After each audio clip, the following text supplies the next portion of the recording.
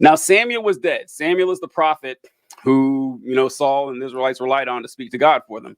And all of Israel had mourned him and buried him in his own town of Ramah. Saul had expelled the mediums and the spiritists from the land. So you may be a big fan of witches, Kayla. Saul, not so much. Saul was like, no, get them bitches out of here. Saul was a pussy, though. Wait, he didn't. Yeah, Apparently so. Yeah, he was. Apparently so. Yeah. All right.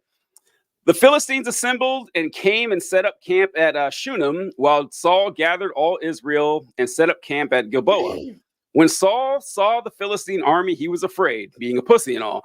Terror filled his heart. He inquired of the Lord, but the Lord did not answer him by dreams or Urim or prophets. Saul then said to his attendants, "Find me a woman who is a medium, so I may go inquire of her." Now, 5 minutes ago, Saul had kicked all the witches out of the city. He's like, "No, we don't want your influence here." But the second go get one, go get one back. The second shit hits the fan, Saul's like, "Someone get me a witch, my kingdom for a witch." And we've all been there, folks, right? We've all like, man, if I only had a witch here to solve my problems. And so, shout out to the tarot card readings on TikTok. Exactly. So, have you ever had a tarot card reading? Like, I read tarot cards. What do you mean? I'm an interpreter. I didn't know that, but intuitive reader. Tell me this: I've gotten a couple of tarot card readings. When the tarot cards are shuffled, are they supposed to like fall out at random? Because like that's how I've seen it both times. That it's really, I think it's like the reader's preference, but most like advanced tarot card readers that I've seen let the cards kind of jump out them. I'm a medium. I wouldn't say like I'm a newbie. I still have people like pick their cards, and like I ask people to hold my deck and stuff like that, and like physically connect with it first. Yeah. But the peeps that have been doing it for a minute, yeah, they just let them like jump out basically. When I first saw it, I thought she was just a shitty shuffler. I was like, God, she's terrible at this. The cards are all uneven, they're flying and shit every time. And then years later, I went to another. I was like, oh, this must be a thing. This must be like how they actually. There's no way two people this bad at shuffling work with cards all day. Because it's all about like you're not supposed to be picking cards at all. Like the cards are supposed to come out. Yeah, like the spirits do it for you or something, right? It's not really spirits. Well, I guess it depends on like who is also doing your reading. Like for me, I don't really know how to explain it, but energies, like forces, like the force around you. And like it also, there's different kinds of readings. Like you can read, past, present, future. You can ask it yes or no questions. You can do like full readings, which is probably sounds like what you had, which is like a full circle of cards. So it really just depends. Like you can do tarot however you want, but I will tell you that as long as I've been into tarot, I've never had one miss. I've never had a real like serious tarot reading miss. So that's just me. All right. Learning something every day here.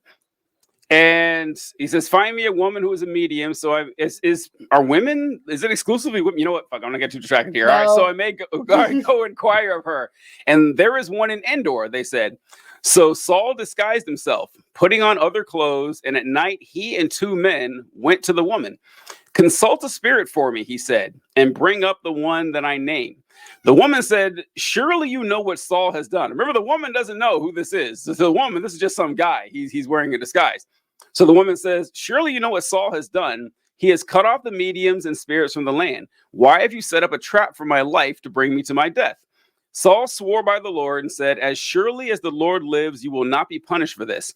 Then the woman says, "Whom shall I bring up for you?" "Bring up Samuel," he said. When the woman saw Samuel, she cried out at the top of her voice and said to Saul, "Why have you deceived me? You are Saul." So Saul comes in dressed as another dude and says, "Hey, I need you to pull up a ghost." She pulls up the ghost, recognizes the ghost as Samuel. It's like, why would this random stranger want to talk to? Oh my God, this is the king. The king is in my house. He set up a trap to execute me. By the way, according to the Bible, you can pull up a ghost. According to the Bible, that's apparently a thing. You can just resurrect a ghost from the dead, which I don't. This is the only time this is mentioned in the Bible. Like no other time do you see a human being just pulling up someone's ghost like that. Let me get back over here. The king said to her, "Don't be afraid. What do you see?" The woman said, "I see a ghostly figure coming up out of the earth." "What does he look like?" he asked. "An old man wearing a robe is coming up." Then Saul knew it was Samuel, and he bowed down and prostrated himself with his face to the ground. Only one Samuel, old man on the menu. It must be. it must be Samuel. You said And old and in a robe like all these other motherfuckers? That's my boy Samuel. What's up? also, confirmation, there are clothes in the afterlife. I don't know why. I don't know why you would need them. God's not into nudity, so yeah. It's so then Saul knew it was Samuel because he wore a robe, obviously, and he bowed down and prostrated himself with his face to the ground. Samuel said to Saul, "Why have you disturbed me by bringing me up? I am in great distress," Saul said. "The Philistines are fighting against me, and God has departed from me. He no longer answers me either by prophets or by dreams. So I have called on you to tell me what to do." Saul said, "Why do you consult me now that the Lord has departed from you and become your enemy? The Lord has done what he predicted through me. The Lord has torn the kingdom out of your hands and given it to one of your neighbors, to David." You know him, right? "Because you did not obey the Lord or carry out his fierce wrath against the Amalekites that the Lord has done with you today. The Lord will deliver both Israel and you into the hands of the Philistines, and tomorrow you and your sons will be with me." I love Samuel's. In fact, I joke when I tell this story. I forgot that it's actually in there. Where it's really savage. It's brutal. It is. It's like brutal. "Hey Samuel, guess what? Hey, you're fucked. Bye. Yeah. Samuel, how am I going to do in this battle? Well, I'll be seeing you real soon. I'll put it that way, Saul. That's how this battle's going to go for you." Yeah, that is really savage right there. And it's not even like he was like, "Yo, dude, get out of here." You know, he was just like, "Hey, you're done. Like, there's no like option. Just came to let you know that you're gonna die." Yeah. Thanks for the invitation. Love what you've done with the place. No But yeah, you're coming right on down. So, okay. Immediately, Saul fell full length on the ground, filled with fear because of Samuel's words. His strength was gone, for he had eaten nothing all day and all night. When the woman came to Saul and saw that he was greatly shaken, she said, "Look, your servant has obeyed you. I took my life in my hands and I did what you told me to do. Now, please listen to your servant and let me give you some food so you may eat and have strength to go on your way." He refused and said, "I will not eat." But his men joined the woman in urging him, and he listened to them. He got up from the ground and sat on the couch. So wait, hold on. Pause the show. He exiled this medium, brought her ass back, and now he mentally fell apart in her home and refused to eat. And now his boys had to come get him. So this is how it ends right here. This is the very end of the story. And yeah, his men joined the woman in urging him, and he listened to them. He got up from the ground and sat on the couch. The woman Bring me my flowers. The woman had a fatted calf at the house, which she butchered at once. She took some flour, kneaded it. She was like, "I don't give a fuck. Bring me a cow. I will kill this cow just to get this man off my fucking couch. If you boys don't get this shit going, somebody turn on the stove. I want him out." She took some flour, kneaded it, and baked bread without yeast. Then she set it before Saul and his men, and they ate. We don't need yeast. Keep cooking. She set it before Saul and his men, and they ate. That same night, they got up and left. So Saul went to talk to Samuel, his old buddy. Samuel said, "You're going to die. Nice to see you." Has a mental breakdown, and then enjoys a home-cooked meal, and is just sent along on his way. This poor medium. She was probably like, when he left, she was probably like, "What?"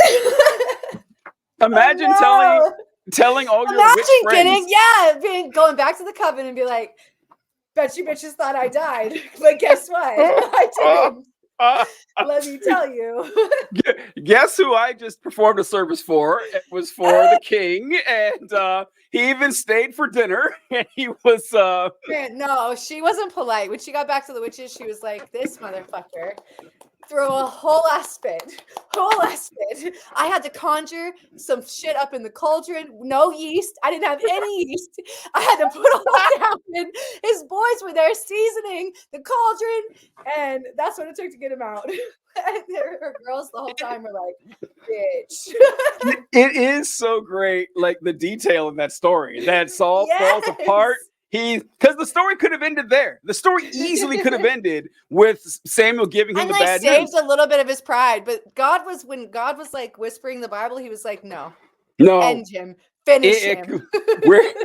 we're gonna assassinate Saul's character and then assassinate Saul, the actual man, the next day. We're gonna make him go out like a bitch. This guy is gonna be crying on the floor of a stranger's house who he begged to. He's gonna be as low as he can going into this battle. He's gonna refuse. God, He's for you kids. He's going to refuse food like a toddler. He's going to have to be talked into eating by his boys and this lady. She's like, fine, I'll make some food for you. I can't believe she called his friends. Can you imagine being a witch in like before the phones, before everything, and having to go? And it's not really even his boys as a soldier. So imagine like tapping this dude on the shoulder and being like, hey. So look. You guys gotta do something. Looking for your man. I've got some good news and some bad news. Good news is he's alive. Bad news is you need to get the fuck off my couch. She literally went and said, "Come get your mans." Like literally, what happened here? It's like, yeah, mans. That had to be so terrifying. No, I love it. Oh man, good for her. That one was a really good one. That's my favorite one. I'm gonna remember that line that you said from now on. I didn't even have any yeast. There was none. No yeast to be found anywhere. And I just do imagine. So the verse said that Saul collapsed because he was tired because he hasn't eaten all day and he didn't eat the night before. To eat. He refused to eat. That's what it sounded like to me. Well, yeah. Well, he collapsed, and then it said he hadn't eaten all night and all day. Because it makes that's why he collapsed. I think he collapsed because he just found out he was going to die. That's I think anyone would collapse hearing that news. But then it's like, hey man, you should eat. No, I'm not gonna eat. Not till God changes his mind and sends another ghost. Send me someone else, Almighty. Send me a different ghost. I want my second and third. I want President Pass. This story I would bring up a lot because when we grew up with the IFB move and everything, we were taught that witches weren't real. That that they didn't exist, or it was kind of a weird gray area. There is like so much record of witchcraft in the Bible. Even there was a weird gray area because they would say, it was kind of like they spoke with a lot of other things, like how miracles were a thing. And they would also be like, oh well, back then like their medicines were more like herbal and stuff like that. So I remember hearing that like that was another reason, like when they said witches and stuff like that, it was more like medicine women and shit like that. But they were witches. Yeah, and they would talk, and I would say like, so can human beings actually talk to spirits and raise them up? No, they can't. And I would point to this story. It's like, well, she did. Like this lady clearly did in the Bible. So why can't they do it? Well, I don't know. It's just incongruent, and they don't really know. Well, and also in the Bible, like there's a lot of. Let me not go down this. Never mind. No, please. Right out. I was just gonna bring up like demons and stuff like that, which I don't really even like to talk about too much because like that we've talked about this. Like that's one nuanced weird thing out of the Bible that I very much believe in, like dark energies and stuff like that. But so that's even when I don't want to call forward. But that is a whole like metaphysical, like historical whirlwind that you could go down just with the Bible. And it goes in, how do you, like, if we're different, we can't differentiate, stuff that people may or may not like feel like they experience in this realm, so to speak. So I don't know. Are you picking up what I'm laying down, or am I being yes, I think so, because I have my own statement about that. Let me know if I'm way off base here, because I speak about this whenever people say that if they've gotten special revelation from God, that God has spoken to them, God has told them what to do. I know what you're saying, yes. All right, and so because what I say is Satan is an angel of light. Satan is a master deceiver. That could have been Satan, right? Like you're telling me Satan couldn't fool you, a 38-year-old human being? I'm pretty sure he knows exactly what you want to hear. Yeah, like I think he knows how to push those buttons. Exactly. He knows exactly what you're looking for. You were not the first person he's dealt with, okay? It's not his first rodeo, so to speak. The man's an archangel, okay? He's essentially all powerful compared to you. You don't think it'd be hard for him to trick you? How do you know you weren't talking to Satan? They don't know. They don't. And so that's what I was that what you were getting at? Well, yeah, and I always wonder too, like how many of those are left out of the Bible too? Like we have so few of those types of stories. Not so few. There's enough that it's in there, but like you wonder, let's like say hypothetically that we believed that the Bible was like, you would really, that would be a dark rabbit hole is my point. Like, I don't think it's a healthy thing. I don't know how we got from witches to ghosts to this. So I'm sorry that I really just started to drag us down there, but I think it's a great question, honestly, because it has been because if Satan can fool you, right, which we all think he can, right? He fooled the second human who ever existed, okay? So I think he can fool the rest of us. I don't think if she couldn't figure it out, I don't think we could either. And how do we know any of the authors of the books of the Bible weren't fooled too? Like you just don't, right? I mean, or the people who picked the Bible. Yeah, the people who picked the 66 books. How do we know they weren't fooled? I don't know. It's like at some point you've got to demonstrate to me some sort of mechanism to determine whether or not someone is fooled by a demon or not. I've yet to see it. I've yet to see it in one way or the other. So yeah, if I'm gonna grant that demons can do this, I'm gonna guess they're doing it all the time, and that no one really knows what's going on. Which is even a more ominous thought. But you're probably Look, I don't know. I don't know. But all right, those are two stories. And that was all like hypothetical because I really don't feel like I just want to say that I don't spend a lot of time like, oh my God, like there's we aren't experts. We aren't experts in demonology. Yeah, and this still falls in the same box as old Saul, and it is spread back there for me. And like just goofy. But anyway. I do love it.